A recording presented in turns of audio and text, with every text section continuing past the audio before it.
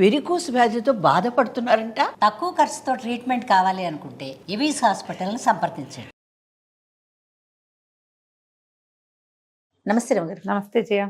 రమగారు, మీకు Mowgli character గుర్తుందండి? బాబా favourite character నాకు. అవునండి, సెన్సేషనల్ క్యారెక్టర్ అది మాత్రం మనకి. నేను ఇప్పటికీ చూస్తాను జయ. జంగిల్ బుక్ కార్టూన్ వచ్చినా చూస్తాను, సినిమా వచ్చినా చూస్తాను. అడవి మనుషులు, అడవిలో ఉండటం, అసలు వాడి చేష్టలు. కానీ ఇప్పుడు పిల్లలు చూడట్లేదు రమగారు. ఇప్పుడు పిల్లలు వీళ్ళు చూసేవి వీళ్ళంతా ఈ సూపర్ హీరోస్ చూస్తున్నారు కదా జయ. ఇప్పుడు పిల్లలంతా కత్తులు, కటార్లు, ఏవో రకరకాల ఆయుధాలు, వాడికి నుంచి అక్కడికి ఎగిరి వెళ్ళిపోవడం, ఐరన్ మ్యాన్, సూపర్ మ్యాన్, ఇంకేదో మ్యాన్ చూస్తున్నారు. ఏమో మరి ఇప్పటి పిల్లలు అంటే మేము మొగలికి ఎగిలి చూస్తాము. అదేంటి టామ్ అండ్ జెర్రీ కూడా చూస్తాను నేను. టామ్ అండ్ జెర్రీ నేను కూడా చూస్తాను. చిన్నప్పుడు చూసేవాళ్ళం, ఇప్పుడు కూడా బాగా ఇంట్రెస్టింగ్ గానే ఉంటాయి అవి. అంటే ఎవర్ గ్రీన్. కానీ అడవిలో తిరగటం, అడవిలో ఉండటం, అసలు భాష రాకపోవటం, అదే ఇలాంటి మనుషులు ఉన్నారంటారా రమ్మగారు? ఎవరో ఉండే ఉంటారు జయ. అప్పుడు ఎవరో దొరికే తోడేలు మనిషి అలాంటివి చెప్పేవాళ్ళుగా. ఇప్పుడు ఎలా ఉన్నారు మన వాళ్ళు కూడా, ఏదో ఒక సినిమా తీసినట్టున్నారు, అడవి దొంగ ఏదో సినిమా, ఏవో అట్లా. తర్వాత ఉంటే ఉండుండొచ్చు, జరిగితే జరిగి ఉండొచ్చు. మనము అడాప్ట్ అయిపోతారు కదా, ఎవరు ఎక్కడికి వెళ్తే ఎక్కడ బతికితే అక్కడ పద్ధతుల ప్రకారం ఉంటారు అంతే. చందమామలో కూడా ఉంది అరణ్యపరమని ఈ మోగ్లీ కథ. 60s లో చందమామలో కూడా వేశారు ఇట్లా అడవి మనిషి. ఇదే కదా జంగిల్ బుక్కే. అవునా? అంత పాతది కదా అది.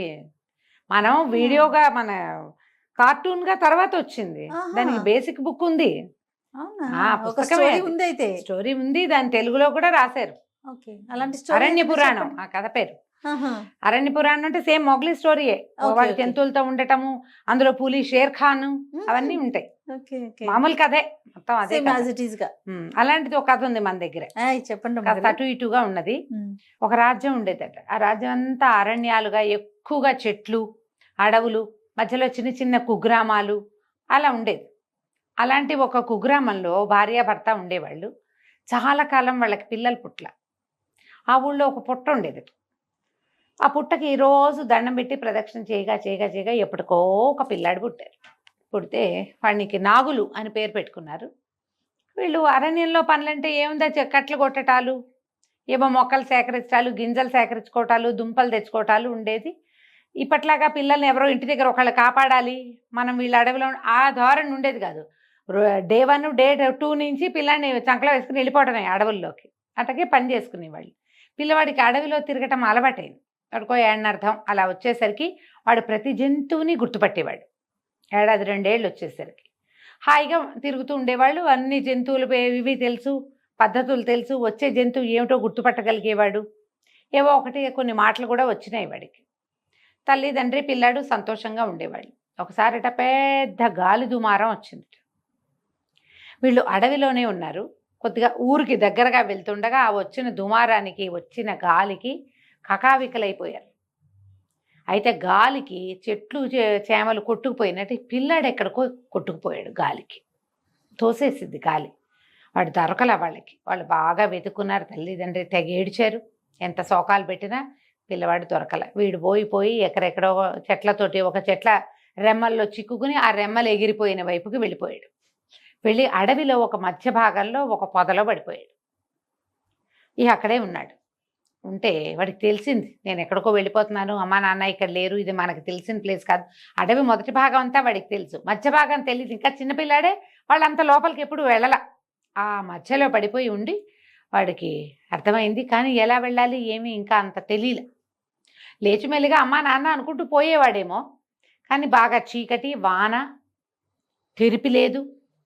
వాడికి కాసేపటికి తెలిసింది ఎవరో తనని చూస్తున్నారు. కొన్ని గంటలు గడిచిపోయాక, ఒక రోజంతా గడిచిపోయింది. ఆకలి దప్పులతోటే ఉన్నాడు పిల్లాడు. ఎవరో చూస్తున్నారు. చూస్తే దూరంగా ఒక పొదలో ఎంచి ఒక మిణుగురు పురుగుల్లాగా మెరుస్తున్న కళ్ళు కనపడుతున్నాయి వాడికి. నేను గుర్తుపట్టాడు. ఆ తోడేళ్ళని తెలుసు వాడికి. భయమేసింది. తోడేళ్ళు పిల్లల్ని లేపేస్తాయి. వాడు అలా దీనంగా ఉన్నాడు. ఏం చేయాలో తెలియక, వాడికి తెలియటల్లా ఏం చేయాలి. పరిగెత్తి పారిపోవడానికి కూడా ఆ పొదకి చిక్కుకుపోయి ఉన్నాడు వాడు. ఆ తోడేలు అదొక ఆడ తోడేలు. అది మెల్లిగా నడుచుకుంటూ వచ్చింది. ఈ గాలికి దాని పిల్లలు కొట్టుకుపోయినాయి. అదొక పాలిచ్చే తల్లి. దగ్గరకు వచ్చి ఈ కనపడుతున్న పిల్లవాడిని నాలుకతో నాకి వాడిని దగ్గరకు తీసుకుంది.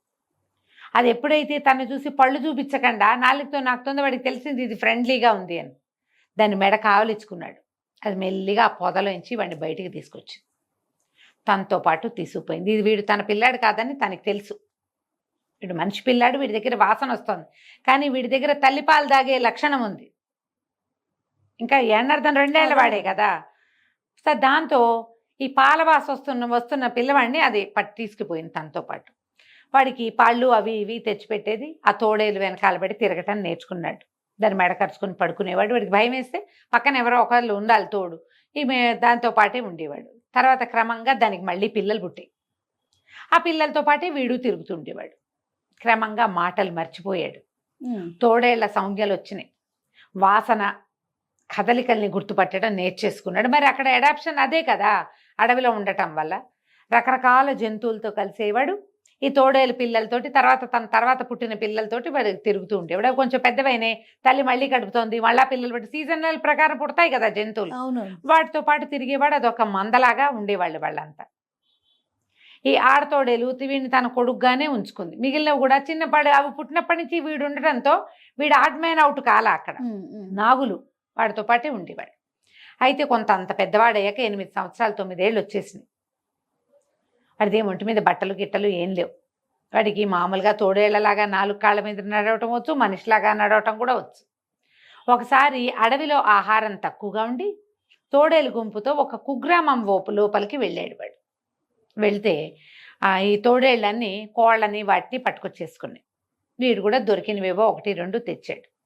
కానీ మనుషుల్ని, బట్టల్ని, లోపలున్న సామాన్లు, గిన్నెలు, కొంతమంది మనుషులు ఒక రచ్చబండ దగ్గర కూర్చొని మాట్లాడుకుంటున్న మాటలు వినేసరికి వాడికి లీలగా తన ప్రపంచం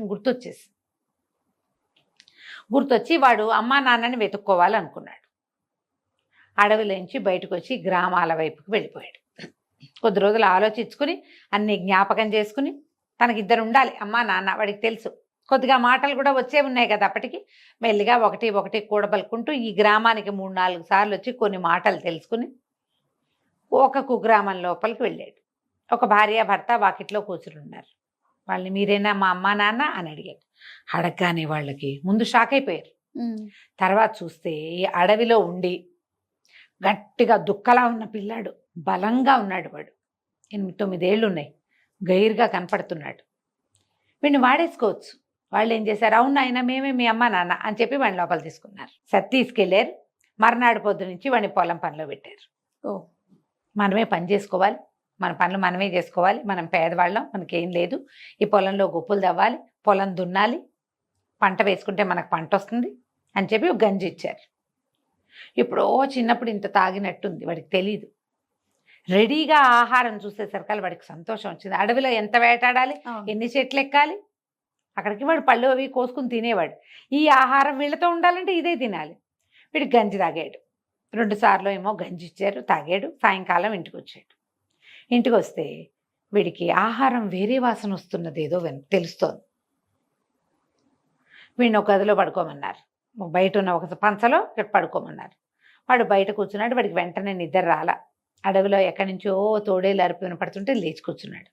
తీరా చూస్తే వాళ్ళిద్దరూ కబుర్లు చెప్పుకుంటూ అన్నం తింటున్నారు. వాళ్ళు కూరలు కలుపుకుని తింటున్నారు.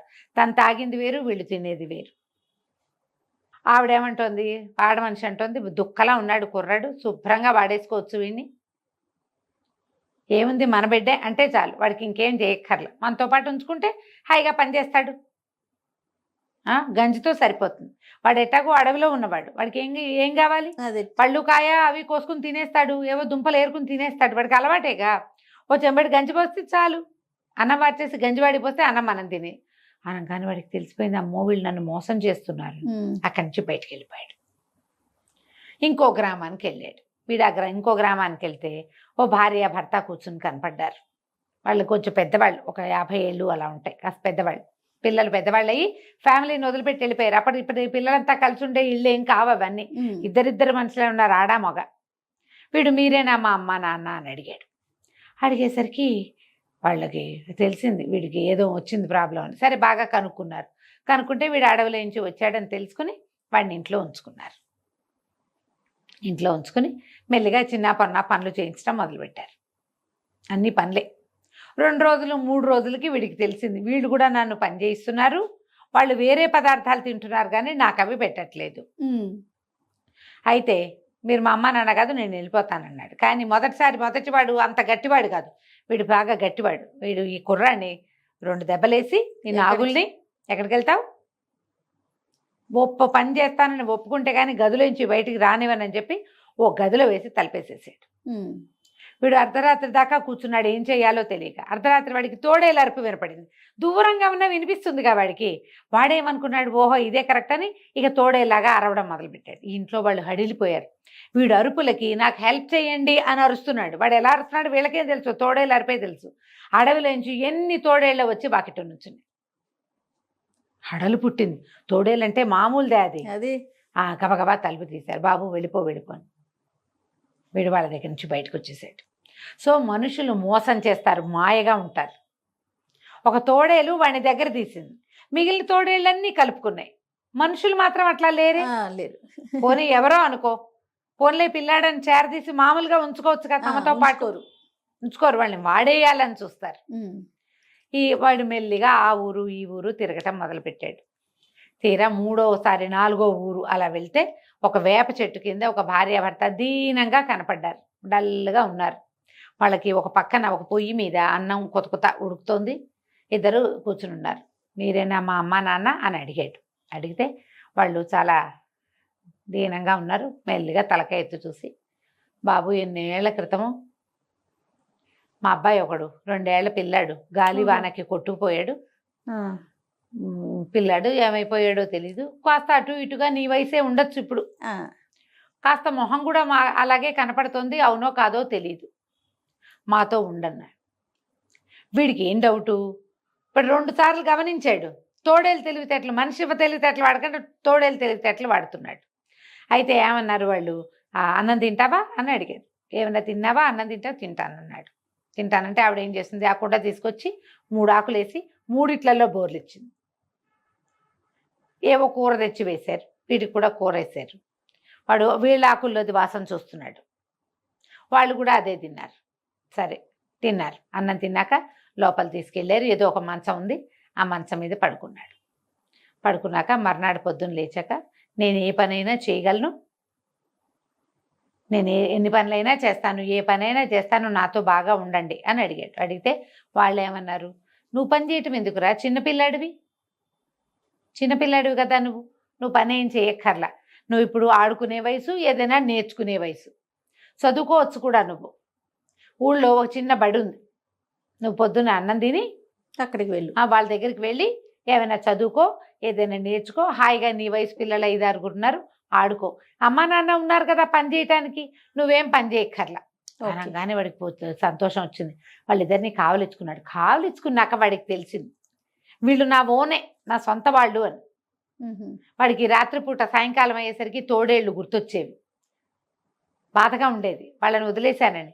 కానీ వాడు వీళ్ళతోటి హాయిగా ఉండటం తెలుసుకున్నాడు. వాళ్ళు పెట్టే తిండి, నోటికి తిండి అందించటము, శుభ్రంగా స్నానం చేయించటము, ఎక్కడికైనా వెళ్తుంటే వెంబడి పెట్టుకు తీసుకెళ్ళటము, నలుగురికి వీడే మా పిల్లాడని చెప్పటము, వాటి వల్ల క్రమంగా వాడు వాళ్ళతోటి అడ్జస్ట్ అయిపోయాడు.